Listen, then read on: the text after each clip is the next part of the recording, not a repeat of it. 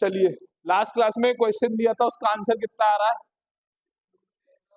2 × 10⁻⁻⁹ k cap Tesla.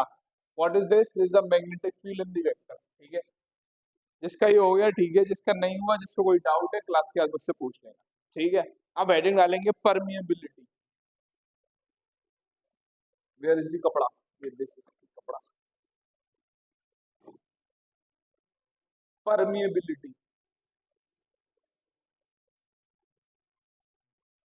Permeability क्या होती है? परमिएबिलिटी क्या होती है? परमिए हाँ, mu naught, mu mu permeability. परमिए सुनो बेटा, परमिएबिलिटी क्या होती है सुनेंगे एक बार। चल रही है? परमिएबिलिटी क्या होती है? Permeability is the property of the material, जो कि ये बताती है कि उस मटेरियल के अंदर से मैग्नेटिक फील्ड कितनी पास होगी, कम या ज्यादा। परमिएबिलिटी क्या है? एक मटेरियल की प्रॉपर्टी है, वो ये बताती है कि उस मटेरियल के अंदर से मैग्नेटिक फील्ड कितनी पास होगी, कम होगी या ज्यादा पास होगी। अगर किसी की परमिएबिलिटी ज्यादा है तो उसके अंदर से ज्यादा मैग्नेटिक फील्ड पास होगी, अगर किसी की परमिएबिलिटी कम है तो उसके अंदर से कम मैग्नेटिक फील्ड पास होगी। सर कुछ समझ नहीं आया, कुछ समझ नहीं आया, कुछ समझ नहीं आया। अगर this is the magnetic field, this is the magnetic field, अगर मैं यहाँ पर आयरन रख दूं, आयरन की परमेबिलिटी बहुत अच्छी होती है, इसी वजह से ये ट्रांसफॉर्मर्स में यूज होता है। देखेंगे देखेंगे तो आयरन को अगर मैग्नेटिक फील्ड में रख दूंगा ना, तो आयरन की परमेबिलिटी क्या है? ज्यादा है। और परमेबिलिटी ज्यादा, इसका मतलब क्या है? इसके अंदर से ज्यादा मैग्नेटिक फील्ड पास होगी। इसका मतलब यदि मैंने आयरन को यहाँ रख दिया ना, आयरन को मैग्नेटिक फील्ड में रख दिया ना, तो होगा क्या? होगा क्या? मैग्नेटिक फील्ड लाइन ऐसे जाएंगी। मैं ड्रॉ कर देता हूँ दोबारा से। अगर आयरन को ऐसे रख दिया तो मैग्नेटिक फील्ड लाइंस इसमें से होते हुए ऐसे जाएंगी।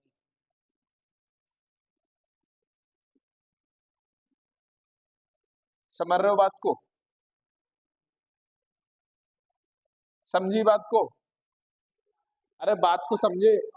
अबे आयरन की परमेबिलिटी ज्यादा है, इसका मतलब क्या है? इसके अंदर से ज्यादा मैग्नेटिक फील्ड पास होगी।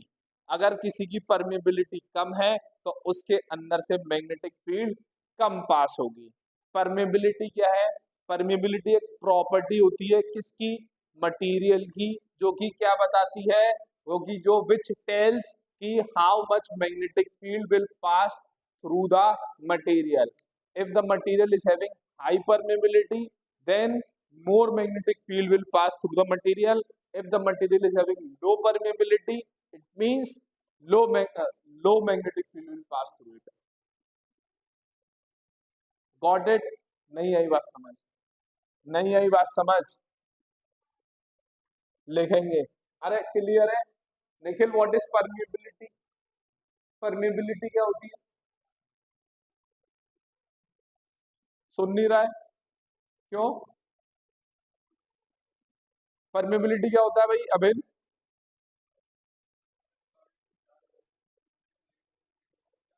ज्यादा होगी।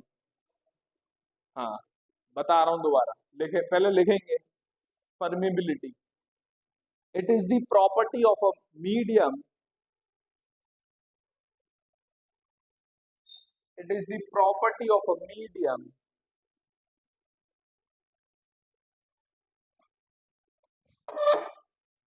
which determines that, which determines that how much, how much magnetic field, how much magnetic field lines passes through it, passes through it when placed in, when placed in magnetic field that is यानी IE that is higher the permeability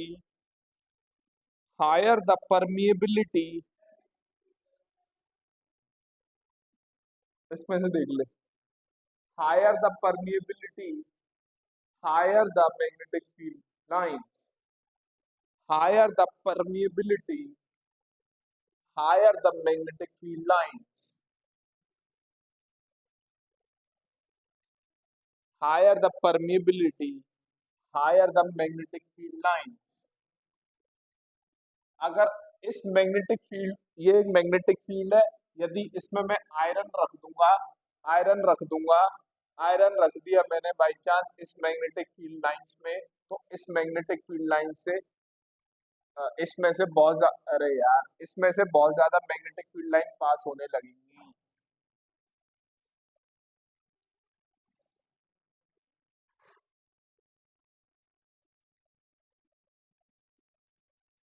नहीं आ रही बात समझ what is permeability permeability वो property होती है medium की जो कि ये बताती है कि उस मीडियम में से कितनी मैग्नेटिक फील्ड लाइंस पास होंगी अगर परमिएबिलिटी ज्यादा है तो मीडियम के अंदर से ज्यादा मैग्नेटिक फील्ड लाइंस पास होंगी अगर परमिएबिलिटी कम है तो उस मीडियम के अंदर से कम मैग्नेटिक फील्ड लाइंस पास होंगी जैसे जैसे कि वुड है वुड की परमिएबिलिटी कम है वुड की परमिएबिलिटी कम है अगर यहाँ पर मैं वुड को रख दूंगा यहाँ पर मैं वुड को रख दूंगा तो उसके अंदर से कम मैग्नेटिक फील्ड लाइंस पास होंगी कम मैग्नेटिक फील्ड लाइंस पास होंगी व्हाई बिकॉज इसकी वुड की परमिएबिलिटी कितनी है कम है यदि अगर आयरन होता इसकी जगह अगर आयरन होता तो ये क्या करता ऊपर जो मैग्नेटिक फील्ड लाइंस होती उसको भी अट्रैक्ट करके ऐसे कर देता उसको भी जो सामने से तो जाएगी सामने से तो जाएगी यहाँ से होगी वो ऐसे कर लेगा यहाँ से होगी और ऐसे कर लेगा समझ आ रही है बात what is permeability permeability is the property of a medium which determines how much magnetic field lines is passed through the medium if permeability is high then more magnetic field lines will pass through medium अगर permeability कम होगी तो magnetic field lines में से कम पास simple lecture देगा तूने देख लिया समझ आ गया बायोट सर्वर्ट फ्लो क्या होता है हाँ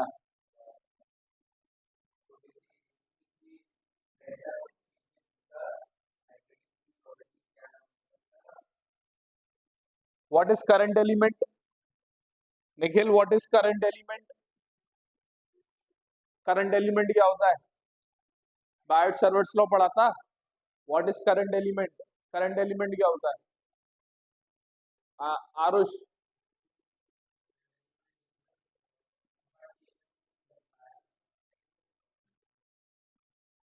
what is the direction of the current element upwards in the direction of the current and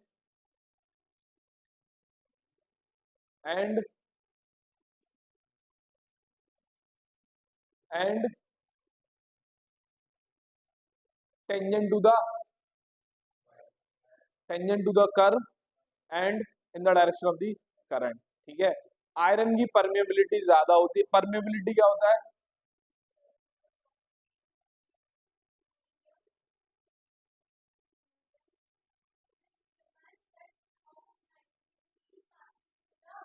हाँ आयरन है इसकी परमिएबिलिटी क्या होती है ज्यादा होती है इस वजह से आयरन का यूज होता है ट्रांसफार्मर में आयरन यूज होता है ट्रांसफार्मर का काम क्या होता है घरों के कॉलोनी के बाहर ट्रांसफार्मर लगा है इसका काम क्या है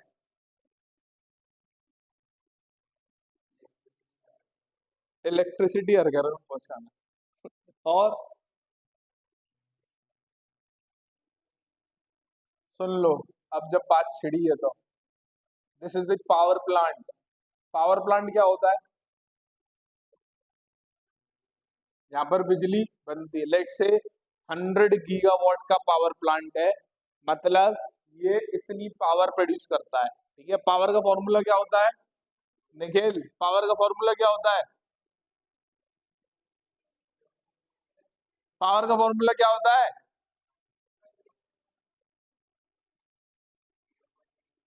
और सही बोल रहा है। और v इंटू आई वाला मैं लिखना चाहता हूँ, ठीक है। और क्या होता है? V square upon R. और क्या होता है? I square R. ठीक है, ये होता है। ठीक है भाई, देखो ट्रांसफॉर्मर का काम क्या होता है, सुन लो। हीट हीट का फॉर्मूला क्या होता है? हीट आई स्क्वायर आर टी। ठीक है, वो भी होता है आई स्क्वायर आर टी। गौर से देखेंगे,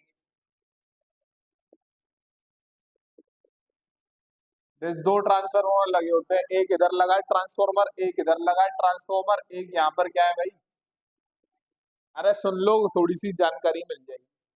पावर प्रोड्यूस हो गई कितनी? कितनी पावर प्रोड्यूस हो गई? 100 गीगावाट, लेट्स से। ठीक है, करंट ज्यादा होगा तो हीट ज्यादा प्रोड्यूस होगी। यहां से यहाँ लगे तार, तारों के थ्रू तो जाएगी। अगर इन तारों में करंट ज्यादा हो गया तो इन तारों में हीट ज्यादा प्रोड्यूस होगी, तो हमारा एनर्जी लॉस बहुत ज्यादा होंगे। तो अगर मैं वोल्टेज को बढ़ा दूंगा तो करंट कम हो जाएगा, है कि नहीं? तो हम क्या करते हैं, इस ट्रांसफार्मर का काम ही होता है वोल्टेज बढ़ा देना। ये यहाँ पर क्या करेगा? वोल्टेज को इंक्रीज कर देगा। वोल्टेज को इंक्रीज होने से क्या हो गया? करंट डिक्रीज हो जाएगा। करंट डिक्रीज हो जाएगा। करंट डिक्रीज हो जाएगा तो हीट अपनी कम प्रोड्यूस होगी। कम प्रोड्यूस होगी। तो बेटा यहाँ से वोल्टेज इंक्रीज हो गया, यहाँ पर एक और ट्रांसफार्मर लगा है। ये क्या करेगा? ये वोल्टेज को डिक्रीज कर देगा। ये, अबे हाई वोल्टेज लाइन होती है, देखा नहीं है खंभों के बीच में हाई वोल्टेज लाइन होती है? हाई वोल्टेज लाइन ये रही। इनमें वोल्टेज हाई होगा, करंट कम होगा। करंट कम होने से क्या होगा? हीट कम प्रोड्यूस होगी। हीट कम प्रोड्यूस होगी तो लॉसेस कम होंगे। घर के बाद दूसरा ट्रांसफार्मर लगा है, ये क्या करेगा? ये वोल्टेज कम कर देगा। वोल्टेज कम कर देगा, करंट अपनी नॉर्मल वैल्यू पे आ जाएगा और फिर घरों में सप्लाई हो जाएगी। तो बेसिकली एनर्जी लॉस के लिए ट्रांसफार्मर को यूज कर रहे हैं। दो तरीके ट्रांसफार्मर होते हैं जो कि वोल्टेज को अप करते हैं, एक वोल्टेज को डाउन करते हैं। इसको बोलते हैं स्टेप अप ट्रांसफार्मर, इसको बोलेंगे स्टेप डाउन ट्रांसफार्मर। छोड़ो, ज्ञान की बात ज्यादा नहीं। समझ आई कुछ? 11th में बताया था। चलो ठीक है। अब लिखेंगे, अब लिखेंगे परमिएबिलिटी ऑफ, पहला पॉइंट परमिएबिल हेडिंग है permeability of free space. Experiment करेंगे यहाँ पर एक और, मजा आएगा। ठीक है, permeability of the free space. इसमें लिखेंगे it is the permeability of, it is the permeability of vacuum, it is the permeability of vacuum or air, or known as, or known as, known or known as absolute permeability of, or known as absolute permeability of free space। अगली line से, it is denoted by,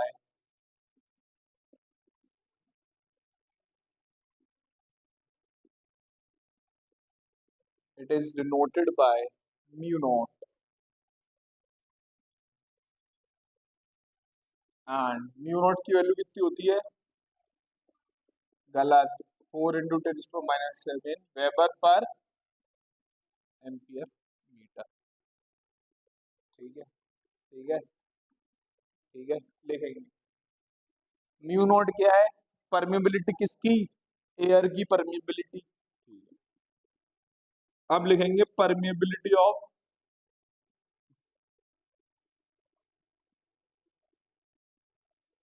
थोड़ी theory है, theory के बाद मजा आएगा अगली जब आर्टिकल में। permeability of medium, mu. It is the permeability. Second point, permeability of medium. It is the permeability of the medium. It is the permeability of the medium. Permeability क्या होता है?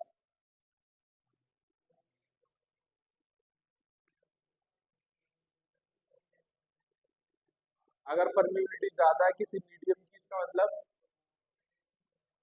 ज्यादा पास हो। म्यू नॉट क्या है? Mu naught क्या है? Mu naught क्या है? परमेबिलिटी किसकी? हवा की। हवा की परमेबिलिटी को म्यू नॉट से म्यू नॉट। इसकी वैल्यू कितनी? इतनी। एयर, परमेबिलिटी ऑफ एयर कह लो या वैक्यूम कह लो, एक ही बात है, ठीक है। देखेंगे, it is the permeability of medium.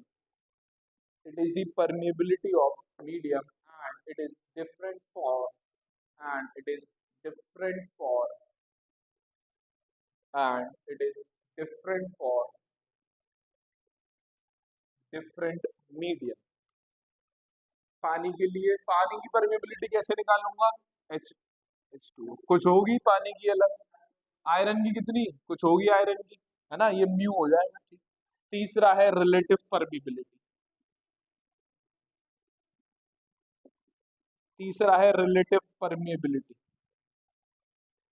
It is the ratio of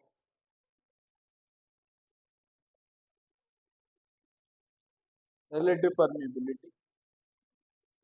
It is the ratio of permeability of the medium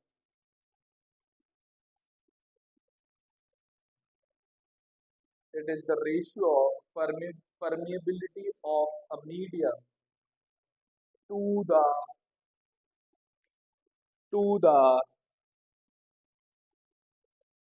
permeability of the permeability of the air। so जाएगा to the permeability of the air। Mu R से represent करते हैं इसको, mu R से। It's a relative permeability, यानी कि relative permeability क्या हो जाएगा? रेशियो किसका? Mu upon mu naught. Mu क्या है? म्यू क्या है? म्यू नॉट क्या है? Permeability. What is the unit of relative permeability? Unitless quantity होगा क्योंकि इट इज द रेशियो, ठीक है। नेक्स्ट लाइन से ये लिख,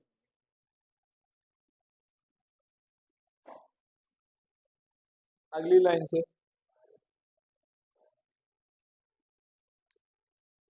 अगली लाइन से mu R has no unit, mu R has no unit and no dimension, no unit and no dimension. Example करके लिखेंगे। Example, the relative permeability of iron, relative permeability of iron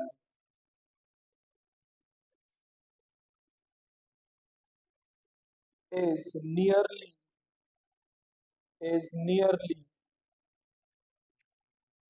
1000, 1000,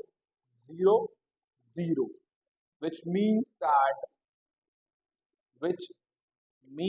that when iron is placed in magnetic field,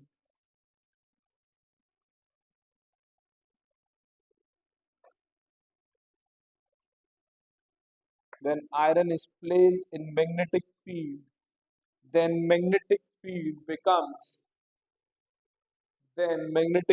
becomes 1000 times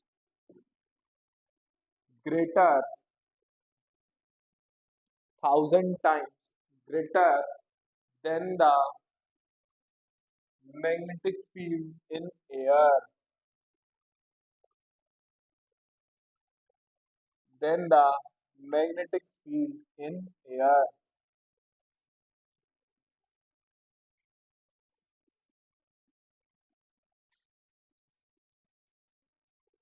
Relative permeability क्या होता है? What is relative permeability? It is a ratio of the permeability of the medium to the permeability of the free space. It is a dimensionless quantity. It's a unitless quantity. ठीक है? है? पता नहीं क्या था यार, इसके वजह से लिख देना।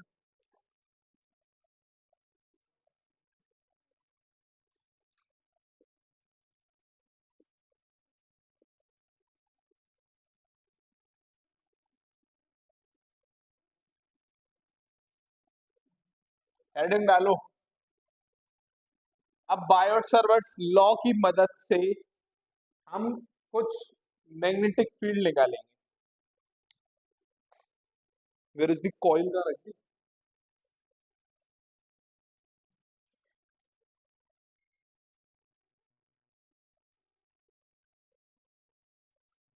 कॉइल कहाँ है? मिल गई।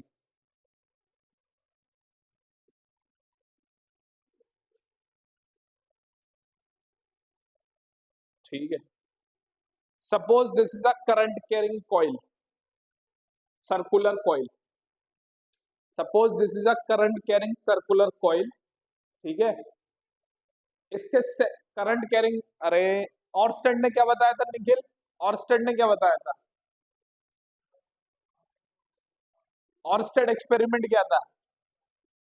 Orsted what was Oersted experiment? Oersted ने कंक्लूड किया था कि current carrying wire will produce a magnetic field. Biot Savart's ने क्या बताया? बायोट-सावर्ट्स ने क्या बताया? ओए, बायोट-सावर्ट्स ने क्या बताया?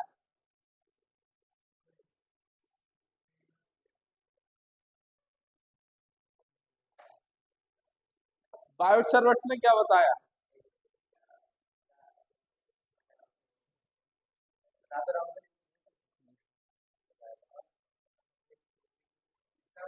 जल्दी, टाइम नहीं है बस। हाँ हाँ हाँ। कितनी निकालते हैं? फॉर्मूला क्या है? फॉर्मूला क्या है? फॉर्मूला क्या है? बायोट-सावर्ट्स लॉ से क्या फॉर्मूला आता है?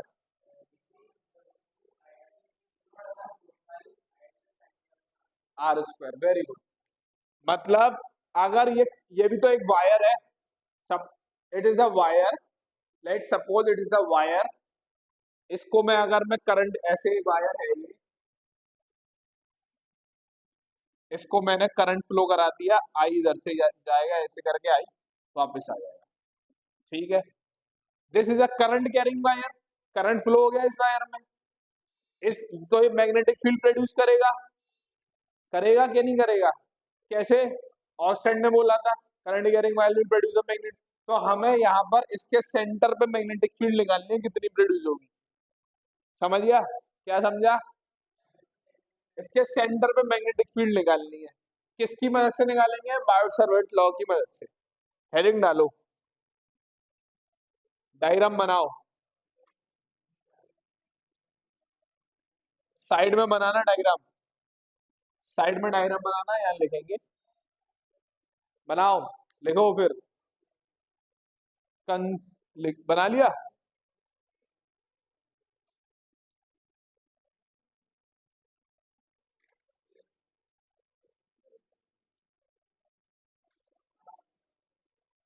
बना लिया? Consider a current carrying coil, consider a current carrying circular coil, consider a current carrying circular coil of radius r of radius r।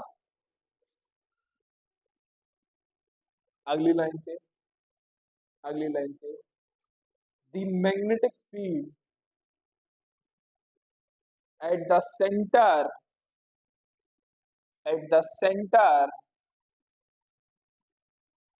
due to the current element is। अब Biot Savart's law लगाते हैं, देखो भाई तो अब मैं एक current element को अज्यूम कर रहा हूं, छोटू सा करंट एलिमेंट को अज्यूम कर लिया, ये रहा, this will be the D L, इसमें करंट कितना है, आई है, तो this will be the current element.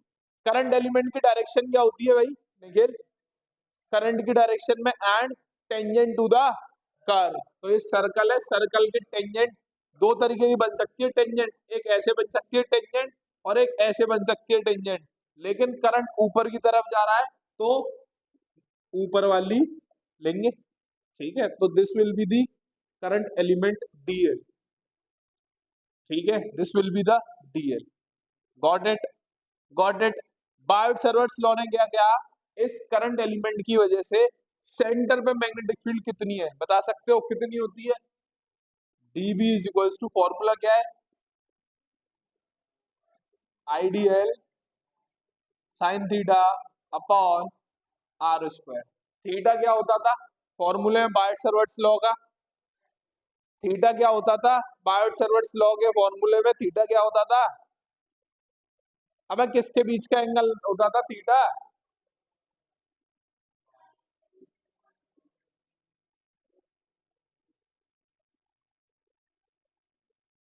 What is theta, theta क्या होता था इस फॉर्मूले में, करंट एलिमेंट और पोजीशन वेक्टर के बीच का एंगल। करंट एलिमेंट की डायरेक्शन किधर है, ऊपर की तरफ, पोजीशन वेक्टर किधर है, इस पॉइंट पे निकाल लिया ना, तो यहां से ये this will be the position vector, और यहां से यहाँ तक की डिस्टेंस कितनी है, आर है, तो this will be the position vector, तो पोजीशन वेक्टर और इसमें एंगल कितना है 90 degree, this will be the 90 degree, तो थीटा कितना हो गया 90 डिग्री, गॉट इट। और आईडीएल और ओ के बीच में डिस्टेंस कितनी है आर, तो नीचे कितना हो जाएगा, अरे आर क्या होता था फॉर्मूले में, आर ये होता था ना आईडीएल और पी पॉइंट के बीच की दूरी, तो आईडीएल और ओ पॉइंट के बीच की दूरी कितनी है, आर ही है, मैग्नीट्यूड वाइज देखा जाए तो नीचे कितना आएगा आर, गॉट इट। अरे समझ आ गई, अरे भाई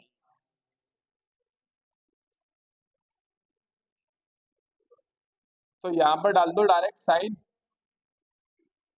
थीटा डाल दो, तो डीबी कितना आया mu naught upon 4 pi IDL, theta की जगह कितनी डाल दू, थीटा की जगह डिवाइडेड बाय आर स्क्वायर, तो डीबी कितना आया, डीबी कितना आया mu naught upon 4 pi IDL upon R square, ठीक है, ठीक है।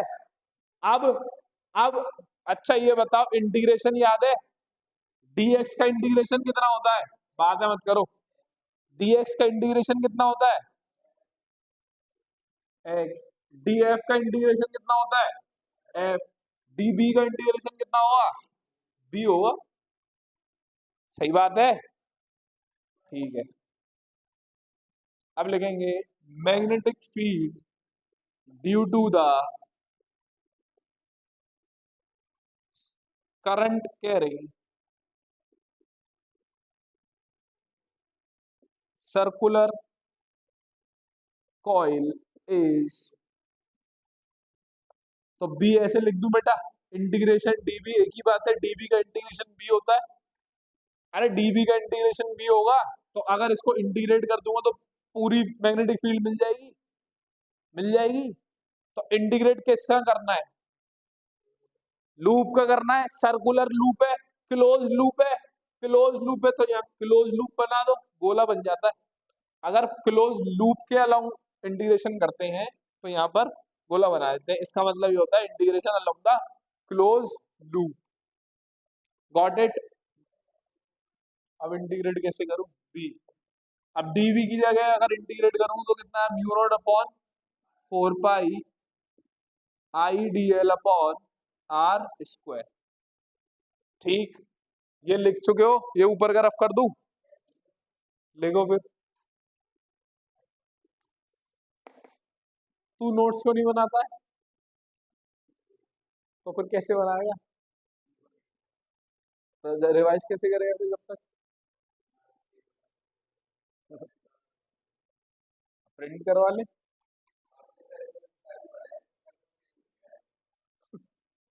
दिमाग तो तेज है तेरा।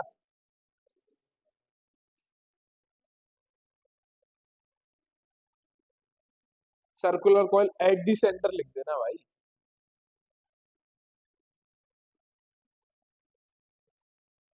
Circular coil eight the centre is,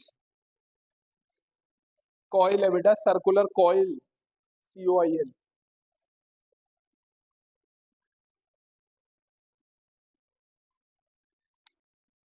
ठीक, ऊपर का रफ कर दूं? इट इज वेरी इंपॉर्टेंट है ये।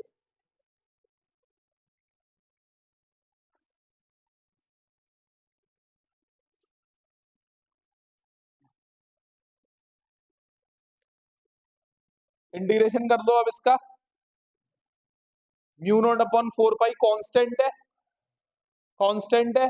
आई क्या है? करंट, करंट चेंज नहीं हो रहा, करंट भी कांस्टेंट है। ये आर क्या? रेडियस ऑफ द कॉइल, ये भी कांस्टेंट है। तो सब बाहर आ गया, तो बी कितना बचा? Mu naught upon 4 pi I upon R square बाहर आ गया, बचा कितना? डीएल। डीएल, डीएल का इंटीग्रेशन एल। एल क्या है? किसकी? मेरी, तेरी? किसकी लेंथ? लेंथ कहाँ? अबे length of the coil, length of the coil. अरे ठीक है ना, DL DL DL DL DL DL, length of the coil. Coil की लेंथ कितनी है? 2 पाई आर। तो बी किसके बराबर हो गया? 2 पाई आर। अब कट जाएगा पाई से, पाई गया, पाई पाई का हिसाब ले दिया, ठीक है। 2 से 2 गया, एक आर से एक आर गया, बचा कितना? B is equals to mu naught I upon 2R। इतनी मैग्नेटिक फील्ड प्रोड्यूस होगी at the centre of the coil. समझ गया? फॉर्मूला याद करना है, वेरी इंपॉर्टेंट है। न्यूमेरिकल आने के चांसेस वेरी हाई है from this formula in the boards. Got it? क्या? हाँ, 2 पाई आर। डीएल का इंटीग्रेशन क्या होगा? अगर डीएल का इंटीग्रेशन क्या होगा? एल। अबे डीबी का इंटीग्रेशन क्या होगा? बी। डीएल का इंटीग्रेशन क्या होगा? एल। एल किसकी है? एल सर्कल की है। सर्कल की लेंथ, सर्कल की लेंथ कितनी है? 2 पाई आर सरकमफ्रेंस। नोट करेंगे।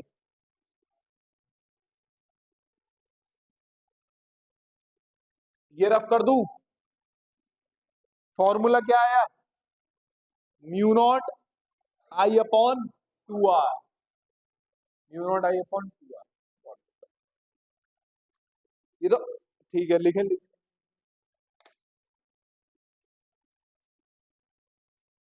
फिगर रफ कर दूं? अरे कुछ समझ आ रहा है? लेक्चर सही था ऑनलाइन वाला?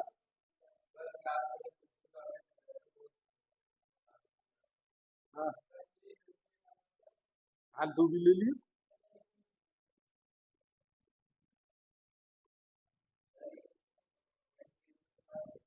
Current carrying in circular coil, sorry, magnetic field due to a current carrying circular coil at the center is, कितना है? Formula is important. Mu naught I upon, याद कर लो, mu naught I upon 2r mu naught I upon 2r। Light कम है यार, चला दे, सारी तो जल रही है।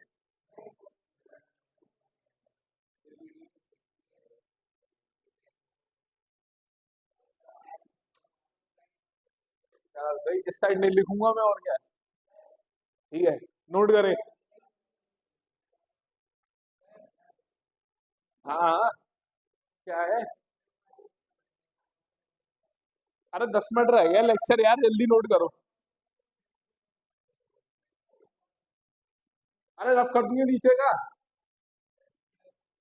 हाँ हाँ, तो क्यों लाया हूँ ये, ऑब्वियसली। अगर इसमें एक ही कॉइल है, एक ही कॉइल है, एक ही कॉइल है, इस कॉइल की वजह से सेंटर पे कितनी आ रही है मैग्नेटिक फील्ड, इतनी। अब पीछे, पीछे इस कॉइल की वजह से, एक कॉइल है ना ये, एक कॉइल है, एक कॉइल की वजह से सेंटर पे कितनी आ रही है मैग्नेटिक फील्ड। अगर बहुत सारी कॉइल हो जाए, बहुत सारी कॉइल हो जाए, if n number of turns, हाँ n number of turns are in the coil, then magnetic field कितनी हो जाएगी, mu naught N I, N बोल देता हूँ, mu naught N I upon 2r। Got it, note करेंगे जल्दी।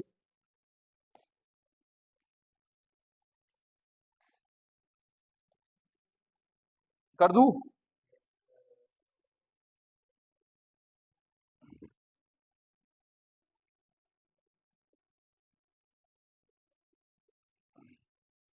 ये क्या है, मैग्नीट्यूड है, मैग्नेटिक फील्ड का मैग्नीट्यूड है, डायरेक्शन भी तो बताओ।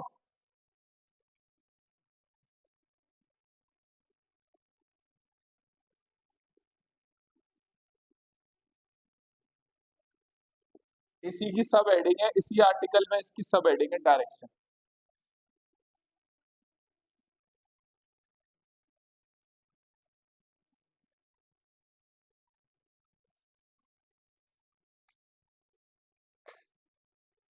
लिख लिया।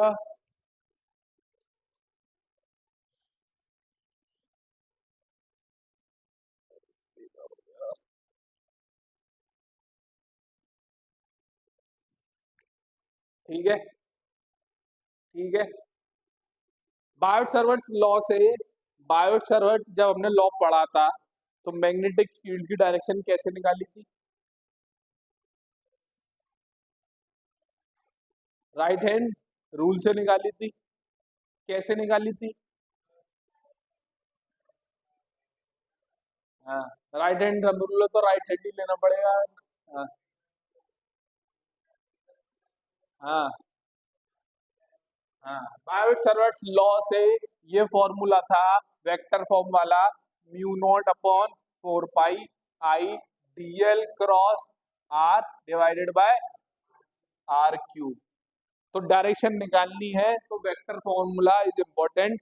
फिंगर्स को कहाँ रखूंगा, डीएल की तरफ, और रोटेट कर दूंगा आर की तरफ, then thumb will represent the direction of magnetic field. ये बात हो चुकी थी, हो चुकी थी। ठीक है, अब सर्कुलर कॉइल के केस में, सर्कुलर कॉइल के केस में ऐसे भी निकाल सकते हो, और दूसरा तरीका भी है, दूसरा तरीका इज मोर आसान, ऐसे भी निकाल सकते हैं। ऐसे कैसे निकालेंगे ये भी बता दूंगा। दूसरा तरीका इज आसान, करंट किधर घूम रहा है, क्लॉकवाइज, तो उंगलियों को घुमा दो क्लॉकवाइज, थंब कहाँ आया, अंदर की तरफ, तो मैग्नेटिक फील्ड कहाँ है, अंदर की तरफ इस केस। Got it. करंट कहाँ घूम रहा है, क्लॉकवाइज, उंगलियों को घुमा दो क्लॉकवाइज, राइट हैंड लेना है, राइट हैंड लेना है, उंगलियों को घुमा दो clockwise, then thumb will give you the direction of, thumb will give you the direction of magnetic field. Got it, got it, clear है, क्लियर है। इससे कैसे निकालेंगे, सॉरी, इससे कैसे निकालेंगे? अरे डेरिवेशन किया था अभी। This is DL, this is IDL and this is R. तो डीएल क्रॉस आर, डीएल उंगलियां डीएल की तरफ, पोजीशन वेक्टर की तरफ घुमा दिया, अंदर की तरफ आ रहा है, इस फॉर्मूले से भी अंदर आ रहा है और ऐसे करके भी अंदर। समझ गए? समझ गए? तो लिखेंगे डायरेक्शन ऑफ मैग्नेटिक फील्ड में लिखेंगे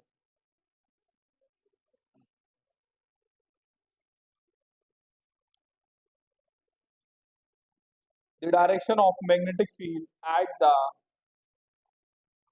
direction of magnetic field at the direction का बहुत बड़ा इसमें लोचा है इस पूरे चैप्टर में। ठीक है, तो आपको ध्यान रखना है कि कौन से वाला फॉर्मूला कब यूज करना है, कौन सा वाला रूल कब यूज करना है डायरेक्शन निकालने। The direction of the magnetic field at the centre of the circular loop और any closed loop, center of circular loop or any closed loop is given by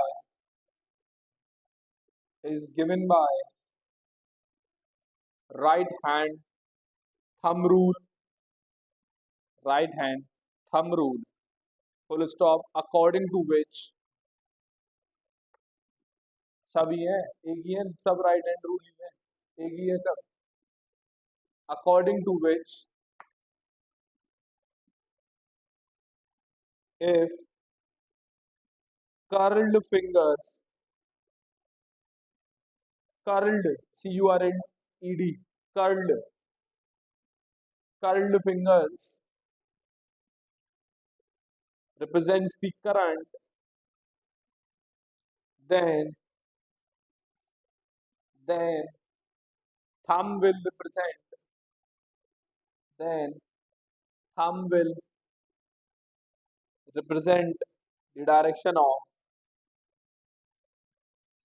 magnetic field. ये diagram बना लेंगे। अगर fingers को ऐसे rotate करूंगा तो magnetic field कहाँ आ रही है? इनवर्ट्स। और अगर करंट एंटी क्लॉकवाइज मूव कर रहा है तो फिंगर्स को कहाँ रखेंगे? ऐसे। तो मैग्नेटिक फील्ड कैसे आएगी? आउटवर्ड्स। आउटवर्ड से तो ऐसे। Got it? अरे समझ गए? अरे बहुत इंपॉर्टेंट है ये, मजाक कर रहे हो? आ गया ना?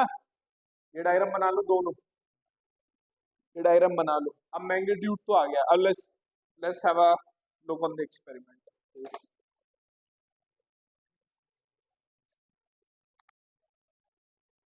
तो बेटा करंट कैरिंग कॉइल की वजह से, सर्कुलर कॉइल की वजह से सेंटर पे कितनी आ रही है मैग्नेटिक फील्ड? कितनी आ रही है? कितनी आ रही है? सीरियस कितनी आ रही है? Upon 2r। ठीक है, ठीक है। अब हेडिंग डालेंगे, पहले हेडिंग डालेंगे, एक और हेडिंग डालेंगे।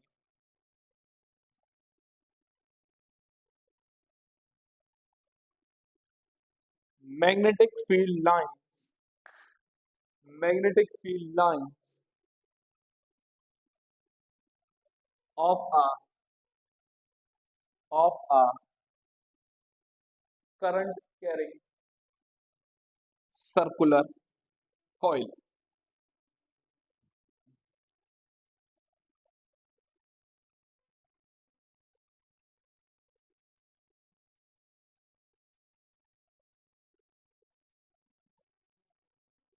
ठीक है, magnetic field lines of a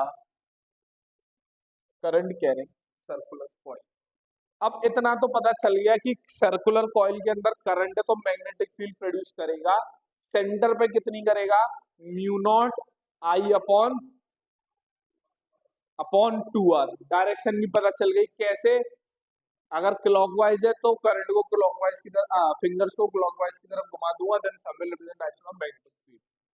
ठीक है, अब जो मैग्नेटिक फील्ड तो प्रोड्यूस हो रही है, लेकिन उसका पैटर्न क्या है, पैटर्न क्या है मैग्नेटिक फील्ड का, मतलब पैटर्न का मतलब क्या है, this is the circular coil, magnetic field line कैसी जा रही है, सेंटर पे तो ऐसी है जा रही है, ऐसी जा रही है, ऐसी जा रही है, मैग्नेटिक फील्ड लाइन कैसी, पैटर्न कैसा मैग्नेटिक फील्ड का, मैग्नेटिक फील्ड का पैटर्न कैसा ये नहीं पता हमें, हमें ये पता है कि सर कॉइल है, मैग्नेटिक फील्ड प्रोड्यूस करेगी, पैटर्न नहीं पता कैसा पैटर्न है उसका, ठीक है। अब मैग्नेटिक फील्ड का पैटर्न निकालने के लिए साइंटिस्टों ने बहुत सारे एक्सपेरिमेंट करे, उसमें से एक एक्सपेरिमेंट मैं करने वाला हूँ फाइनल वाला, ठीक है, जिससे क्या पता चलेगा कि मैग्नेटिक फील्ड लाइंस का पैटर्न कैसा है, ठीक, ठीक, चलो देखते हैं, अभी पैटर्न समझ में आएगा।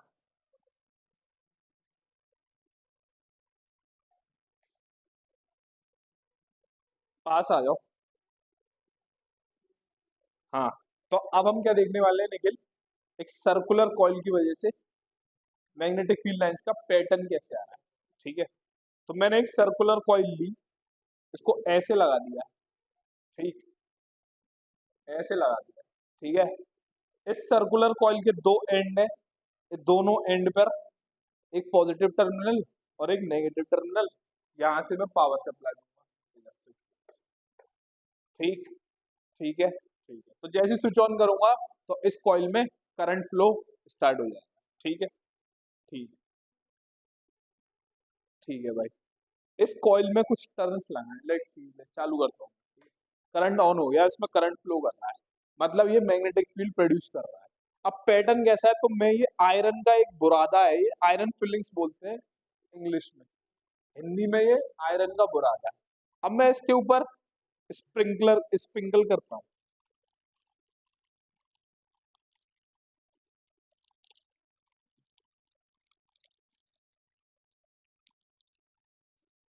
लेट्स सी,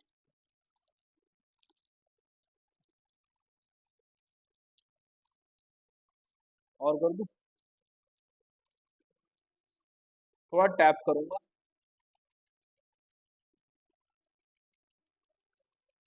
समझ आ रहा है कुछ, समझ आया है कुछ, दिख रहा है कुछ, पैटर्न दिखा कुछ, हाँ पैटर्न दिखा कुछ, ये गोल गोल है, ये गोल गोल है, इधर सर्कल है, इधर सर्कल है, और बीच में स्ट्रेट सी लाइन, समझ आया पैटर्न कुछ, इसी पैटर्न को ड्रॉ करूंगा अभी मैं, साइंटिस्टों ने भी ड्रॉ किया, समझ आया पैटर्न, ये गर्म भी हो गया है, that is heating effect of the current, जो प्रीवियस चैप्टर में पढ़ा था, ये गर्म हो गया, you can touch it and feel it, ये गर्म भी हो गया, हाँ ये गर्म भी हो गया है, टच भी कर सकते हो, ज्यादा देर करूंगा तो मेल्ट हो जाएगा, तो इस वजह से बंद कर, ठीक है। तो मैग्नेटिक फील्ड लाइंस का हमें पैटर्न पता चल गया, ठीक है, ठीक है। तो हमने पैटर्न देख लिया, किसका पैटर्न देखा भाई Aarush, due to a current carrying loop, तो कैसा बना था भाई, कैसा बना था, अगर मैं बनाने की कोशिश करूं, हॉरिजॉन्टल ले रहा हूं, हॉरिजॉन्टल ले रहा हूं, दिस इज द कॉइल, इसमें करंट फ्लो कर रहा है, तो जो मैग्नेटिक,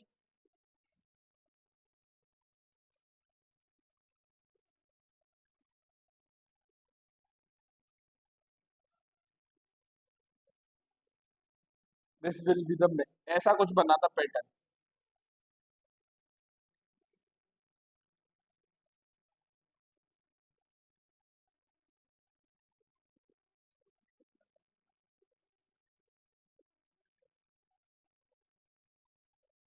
ऐसा कुछ बना था पैटर्न, गॉट इट, ड्रॉ करेंगे इसको,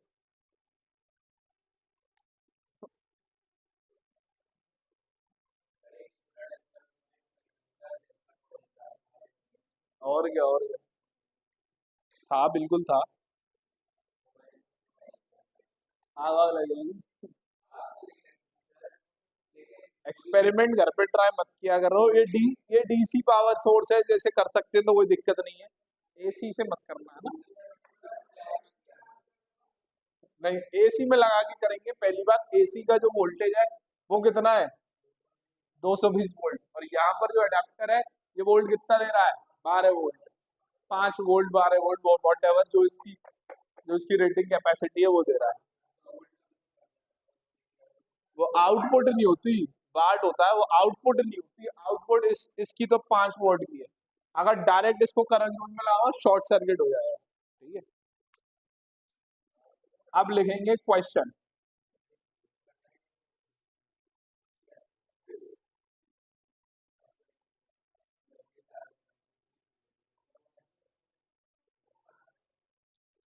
क्वेश्चन लिखेंगे, इंपॉर्टेंट है,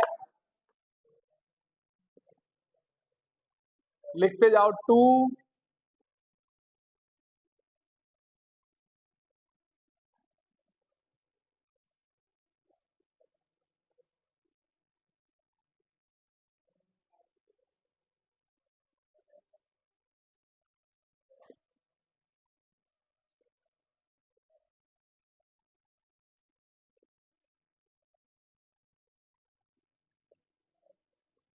आर प्लेस्ड इन अ, जल्दी लिख लो, horizontal plane with the centers coinciding with, placed in a horizontal plane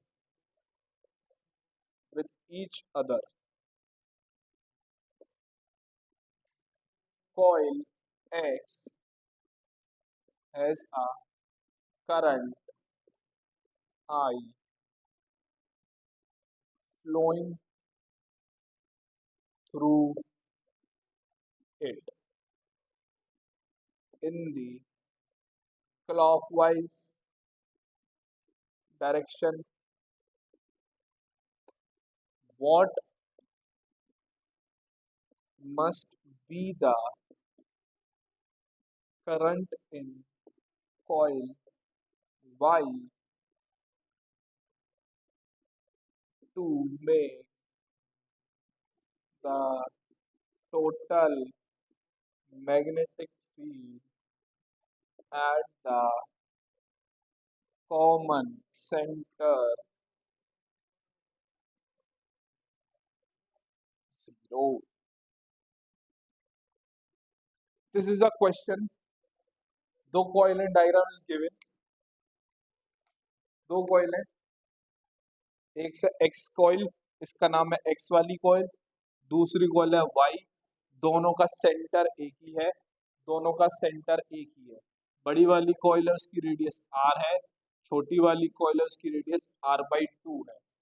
और जो एक्स कॉइल है, कॉइल एक्स में करंट फ्लो कर रहा है आई एंड क्लॉकवाइज डायरेक्शन में, यानी कि इन दिस डायरेक्शन में the current is flowing in X X X वाली कॉइल में आई करंट फ्लो कर रहा है क्लॉकवाइज डायरेक्शन में। आपको ये बताना है वाई में कितना करंट होना चाहिए और उसकी डायरेक्शन कितनी होनी चाहिए, सो दैट द सेंटर पे मैग्नेटिक फील्ड जीरो हो जाए दोनों कॉइल की वजह से।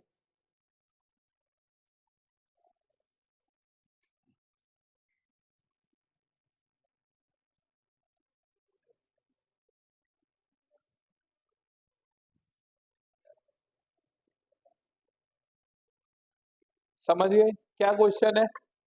2 मिनट दे रहा हूं, ट्राई करेंगे।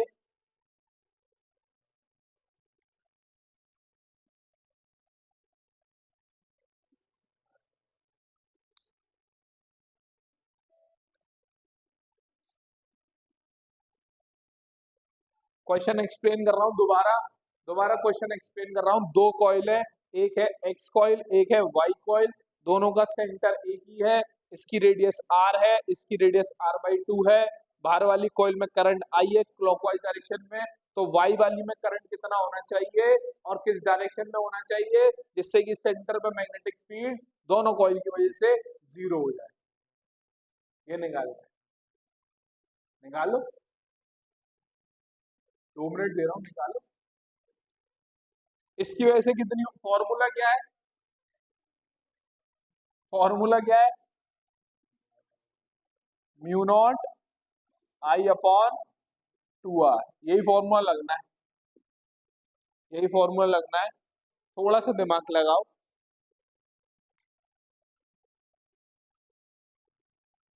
कर, ट्राई कर,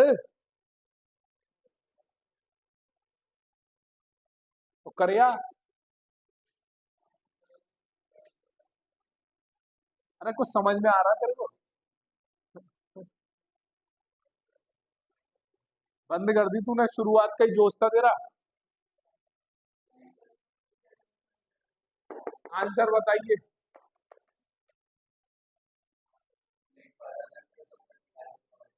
सब बहानेबाजी, कुछ नहीं। आंसर बता।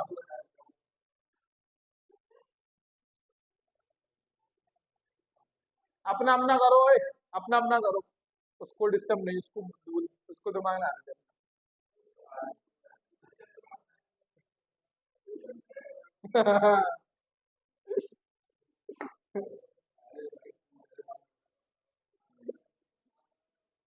अरे आंसर बताओ, बहुत सिंपल है, मैं करूंगा तो लगेगा अरे सर इतना आसान।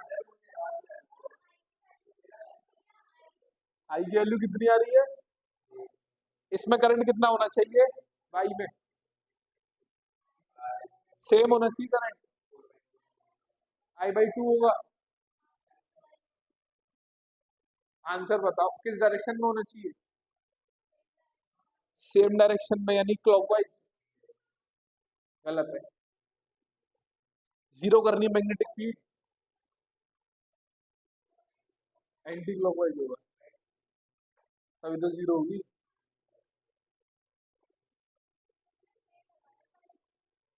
करंट सेम क्यों होगा?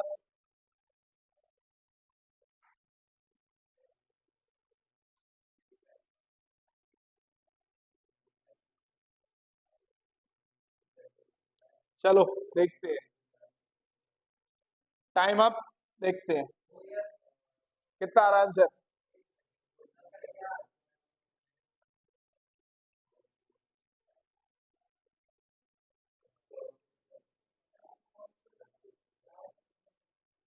विशेष, आंसर कितना आ रहा है? कुछ समझ आ रहा है?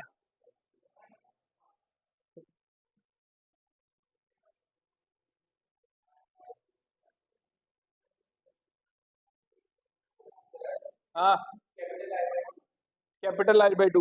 डायरेक्शन सेम डायरेक्शन, मतलब रॉन्ग आंसर। वैल्यू ठीक है। अगर डायरेक्शन दो ही होंगी, दो ही होंगी, या तो सेम हो या अपोजिट होगी। Let's see, let's see. बेटा दो कॉइल है, एक है एक्स और एक है वाई, ठीक है। एक्स कॉइल की वजह से सेंटर पे मैग्नेटिक फील्ड कितनी होगी? B x. फॉर्मूला क्या है? Mu naught I upon 2r। B x की वजह से सेंटर पे मैग्नेटिक फील्ड कितनी होगी? Mu naught. एक्स में करंट आई है, 2, रेडियस कितनी है एक्स की? r है। डायरेक्शन बताओ। एक्स वाली कॉइल की वजह से सेंटर पे मैग्नेटिक फील्ड इतनी होगी। What will be the direction? कैसे निकालेंगे? करंट घूम रहा है क्लॉकवाइज, फिंगर्स को रोटेट कर दो क्लॉकवाइज। हम will represent the direction of magnetic field, it means inverts. Inverts को कैसे रिप्रेजेंट करते हैं? क्रॉस से। Got it? Got it? ठीक है। डी वाई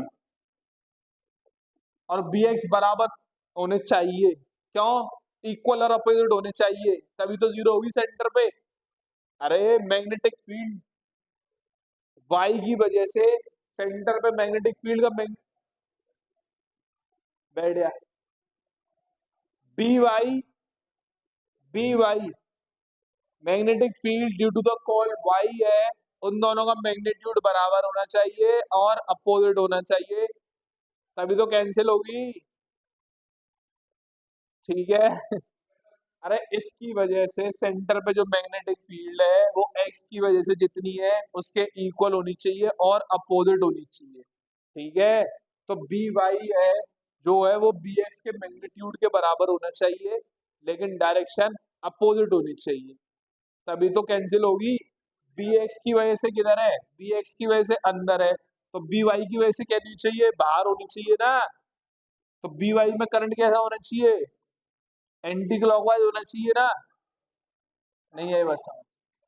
आ गई। तो बी वाई में करंट क्या होना चाहिए, anti clockwise, anti clockwise current होना चाहिए। और मैग्नेटिक फील्ड वाई की वजह से कितनी होनी चाहिए, जो एक्स की वजह से और वाई की वजह से बराबर होनी चाहिए।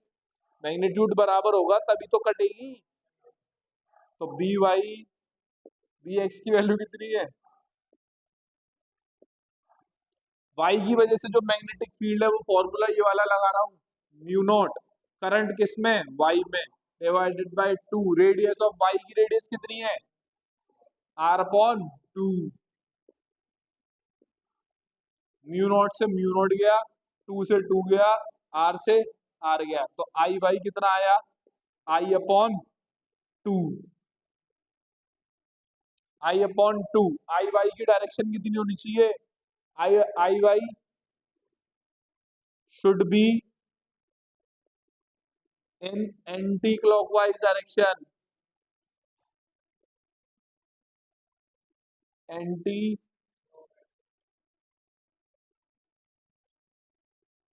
क्यों, so as to cancel the magnetic field at the center due to x। Got it, समझ आ गई बात, क्लियर हो गई, अच्छे से क्लियर हो गई। ये करंट एंटी क्लॉकवाइज क्यों होना चाहिए, ये क्लियर हो गया। कितना, दोनों का मैग्नीट्यूड बराबर होना चाहिए, ये क्लियर हो गया। गॉट इट, नोट करो फिर। दैट्स ऑल फॉर टुडे, अगली क्लास में क्वेश्चन करेंगे और अच्छे अच्छे, ठीक है। Okay bye, take care.